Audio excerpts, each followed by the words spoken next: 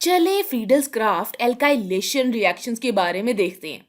हम अपनी benzene ring से शुरू करते हैं और बेंजीन में हम एल्काइल क्लोराइड और एल्यूमिनियम क्लोराइड का इजाफा करने जा रहे हैं और एल्यूमिनियम क्लोराइड हमारा कैटलिस्ट है। आखिर में एरोमेटिक रिंग में प्रोटॉन की जगह आर ग्रुप जो कि एल्काइल क्लोराइड में है ये शामिल हो जाएगा। चलिए अब फ्रीडल क्राफ्ट एल्काइलेशन का मैकेनिज्म देखते हैं। हम अपने एल्काइल क्लोराइड से शुरू करते हैं और इसमें एल्यूमिनियम क्लोराइड का इजाफा करते हैं। जैसा कि हम पहले देख चुके हैं कि ये लुइस एसिड के तौर पर काम कर सकता है, तो ये लुइस एसिड हो सकता है चूंकि ये इलेक्ट्रॉन्स को हासिल कर सकता है। लिहाजा एल्काइल हैलाइड यहाँ हमारी लुइस बेस होगी, ये इलेक्ट्रॉन पेयर को डोनेट करेगी। ये वाला इलेक्ट्रॉन का पेयर इस एल्यूमिनियम को देगा। तो हम आगे बढ़ते हैं और R Lewis acid base reaction का नतीजा लिख देते हैं। तो अब क्लोरीन एल्यूमिनियम से बॉन्डेड है और एल्यूमिनियम दूसरे क्लोरीन से जुड़ी हुई है। अगर चार्जेस की बात करें तो एल्यूमिनियम पर -1 फॉर्मल चार्ज है और इस क्लोरीन पर +1 फॉर्मल चार्ज है। जैसा कि हम जानते हैं कि हेलोजन ज्यादा इलेक्ट्रोनेगेटिव हैं, इसलिए क्लोरीन इलेक्ट्रॉन्स के इस जोड़े को ले सकता है। हम इलेक्ट्रॉन्स की क्लोरीन पर हरकत को ऐसे दिखा सकते हैं और जब हम ऐसा करते हैं तो हम आर एल्काइल ग्रुप से बॉन्ड को दूर ले जाते हैं। इसलिए आर एल्काइल ग्रुप पर +1 फॉर्मल चार्ज आ जाता है और ये कार्बोकैटाइन है और ये हमारे इलेक्ट्रोफिलिक एरोमेटिक सब्स्टिट्यूशन मैकेनिज्म में इलेक्ट्रोफाइल है। और चूंकि हम इस मैकेनिज्म में कार्बोकैटाइन बना चुके हैं, इसलिए दोबारा तरतीब मुमकिन हो सकती है और हमें एहतियात बरतनी होगी जब हम फ्रीडल क्राफ्ट एल्काइलेशन रिएक्शन से अपने प्रोडक्ट बना रहे हों। हमारा दूसरा प्रोडक्ट एल्यूमिनियम है जो कि क्लोरीन के साथ जुड़ा हुआ है और यकीनन एक और क्लोरीन के साथ जुड़ा हुआ है और इस क्लोरीन पर इलेक्ट्रॉन के लोन पेयर्स हैं।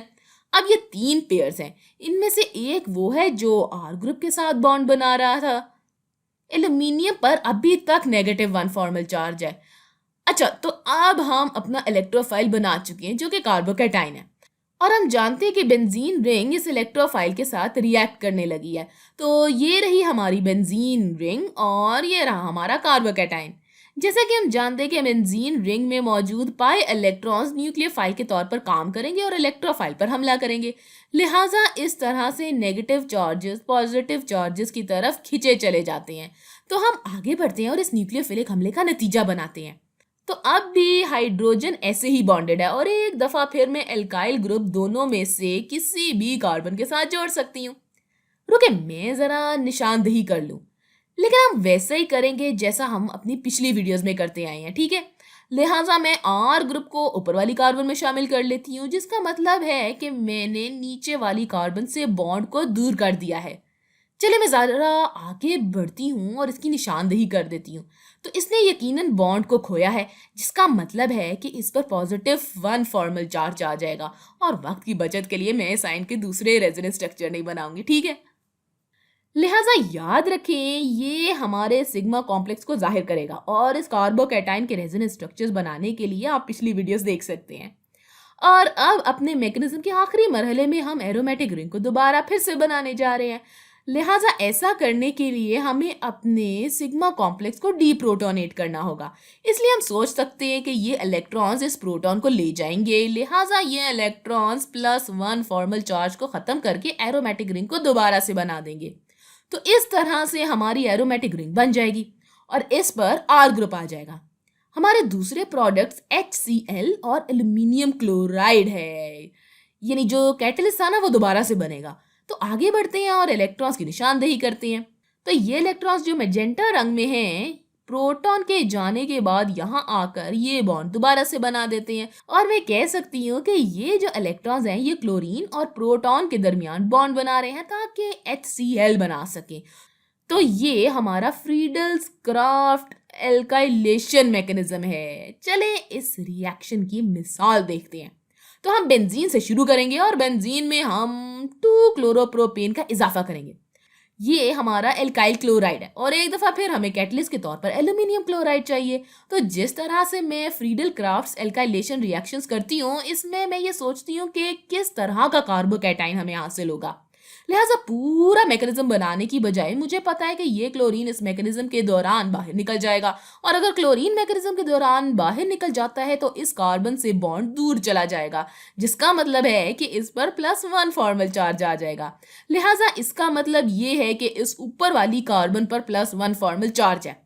अगर हम दोबारा एक बार फिर से तरतीब के बारे में सोचें तो ये सेकेंडरी कार्बोकैटाइन है, और यहाँ पर ऐसा कोई तरीका नहीं कि ये कार्बोकैटाइन किसी तरह से भी तरतीब देकर टर्शरी कार्बोकैटाइन बना ले। लिहाजा ये सेकेंडरी कार्बोकैटाइन ज़्यादा स्टेबल है, और ये वो कार्बोकैटाइन होगा जो हमारी बेंजीन रिंग से रिएक्ट करेगा। तो आप एक दफ़ा फिर ये सोच सकते हैं कि ये पाई इलेक्ट्रॉन्स इस कार्बन के साथ बॉन्ड बनाएंगे। चलिए आगे बढ़ते हैं और इस न्यूक्लियोफिलिक हमले का नतीजा बनाते हैं। तो हमारे पास हमारी रिंग है, पाए इलेक्ट्रॉन्स हैं और हाइड्रोजन है जो कि पहले से ही रिंग में मौजूद है, और अब हमने 3 कार्बन्स के साथ भी बॉन्ड बना लिया है। चले एक दफ़ा फिर इसकी निशानदेही करते हैं। ये जो मैजेंटा रंग में इलेक्ट्रॉन्स हैं, इन्होंने अब इन 2 कार्बन्स के दरमियान बॉन्ड बनाया है। हमारे कार्बोकैटाइन पर 1 2 3 कार्बन्स हैं, इसलिए आप इस बात की तस्दीक करें कि इधर भी 3 ही कार्बन्स हों, 1 2 3। तो अब हमारे मैकेनिज्म के आखिरी मरहले में हम जानते हैं कि सिग्मा कॉम्प्लेक्स की डीप्रोटोनेशन होनी चाहिए, है ना? तो यहाँ पर +1 फॉर्मल चार्ज है, और सिग्मा कॉम्प्लेक्स की डीप्रोटोनेशन में हम इस पॉजिटिव चार्ज से छुटकारा हासिल करते हैं और अपनी एरोमेटिक रिंग को दोबारा से बनाते हैं। हम देख चुके हैं कि ये इलेक्ट्रॉन्स इधर जाएंगे और फिर हमें हमारा प्रोडक्ट हासिल हो जाएगा। तो हमारे पास इस तरह से हमारी एरोमेटिक रिंग है, और फिर इस तरह से इस पर आइसोप्रोपाइल ग्रुप है। लिहाजा हमारा हतमी प्रोडक्ट आइसोप्रोपाइल बेंजीन बन जाता है।